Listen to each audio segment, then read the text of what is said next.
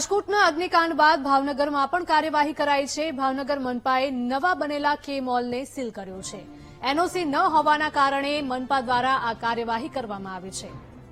તો ભાવનગરમાં પણ એનઓસીને લઈને કાર્યવાહી કરવામાં આવી છે। રાજકોટના અગ્નિકાંડ બાદ ભાવનગરમાં પણ તપાસ કરાતા આ કાર્યવાહી કરવામાં આવી।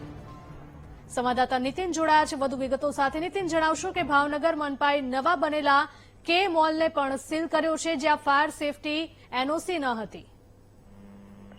ચોક્કસ જણાવી દઉં કે રાજકોટમાં જે પ્રકારે ગેમ ઝોનની ઘટના જાગી છે ત્યારબાદ સમગ્ર રાજ્યમાં મનપા હોય કે ફાયર વિભાગ હોય એ સફાળું જાગ્યું છે। ભાવનગરની વાત કરીએ છીએ તો ભાવનગર મહાનગરપાલિકાનું તંત્ર છે અત્યાર સુધી આરામ ફરમાવતું હતું અને હવે હાઈકોર્ટે જે ટકોર કરી છે ત્યારબાદ આ સમગ્ર તંત્ર છે એ દોડતું થયું છે।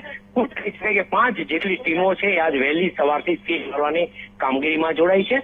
ભાવનગરનો જે હજુ હમણાં કરોડો રૂપિયાના ખર્ચે એક 4 માળનો મોટો મોલ શરૂ થયો છે કે મોલ કરીને પ્રાઇવેટ, ત્યાં આજે ફાયર વિભાગના અધિકારીઓ સવારે પહોંચ્યા હતા અને ત્યાં એનઓસી ન હોવાના મામલે આજે મોલ છે એને સીલ મારી દેવામાં આવ્યો છે। પરંતુ કહી શકાય કે છેલ્લા 3-4 મહિનાથી આ મોલનું ઉદ્ઘાટન થયું ત્યારથી એને આજ સુધી આ મોલ ધમધમતો હતો।